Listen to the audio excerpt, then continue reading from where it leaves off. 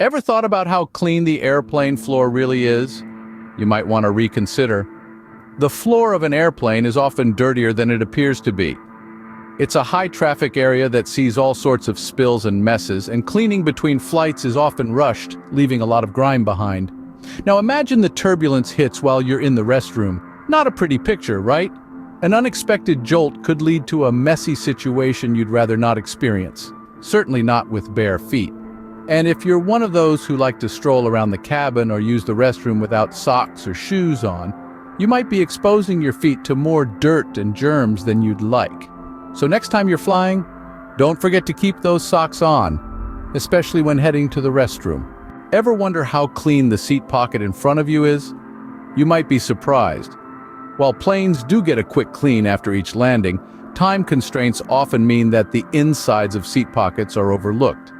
This can lead to a buildup of germs, especially when passengers use these pockets as convenient trash bins.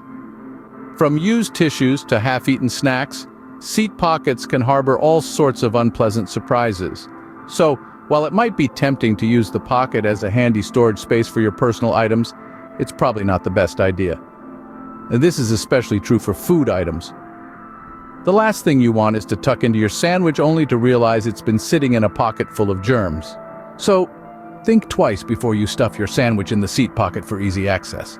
Thinking about booking a bulkhead seat for that extra legroom? There's more to consider. Bulkhead seats, those located right behind the partitions separating cabin sections, seem like a win at first.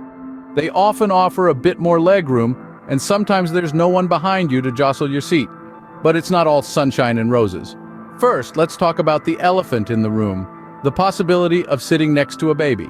The front bulkhead row usually houses the bassinet, making it a hotspot for crying infants. Then there's the reclining issue. The rear bulkhead might look attractive, since no one can push or kick your seat from behind, but it can be an uncomfortable ride. Often you can't recline much, if at all, so before you rush to book that bulkhead seat, consider all the factors. Enjoying a drink or two on your flight? Be aware alcohol hits you faster in the air. You see, the low humidity inside an airplane can lead to dehydration, while the reduced cabin pressure can lower the oxygen content in your blood.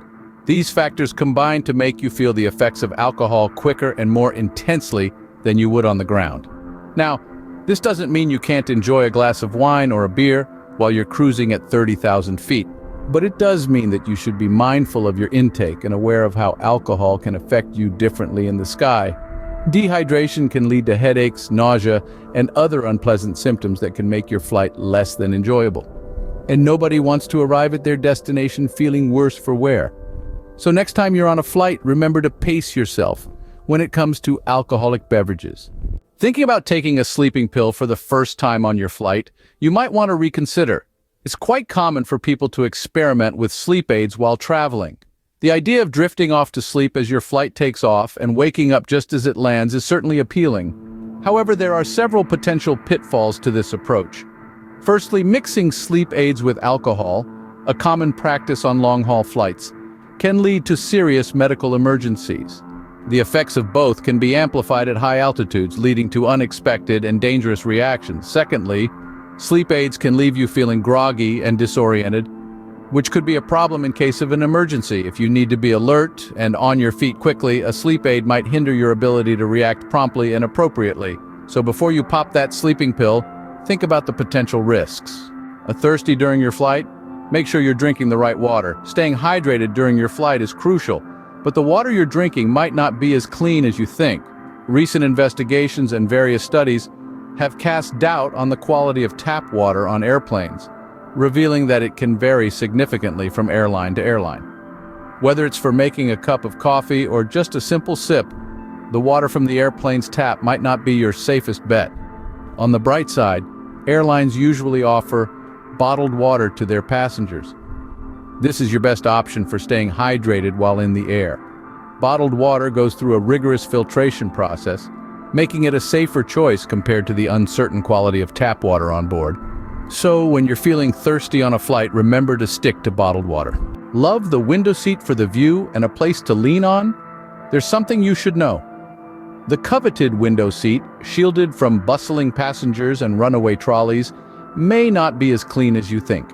You see, While the airplane and seats do undergo cleaning after each flight, the focus is primarily on the seat tables and floor. The window side, that comfortable spot you love to lean on, might not have been cleaned in a while. We're talking about a potential hotspot for germs and bacteria, and let's not forget about the previous passengers who might have sneezed, coughed, or simply leaned against that same spot. Not so appealing now, is it? It's essential to consider these factors when choosing your seat. Cleanliness should always be a priority, even when you're flying at 35,000 feet. So, before you book that window seat, think about the cleaning practices of the airlines.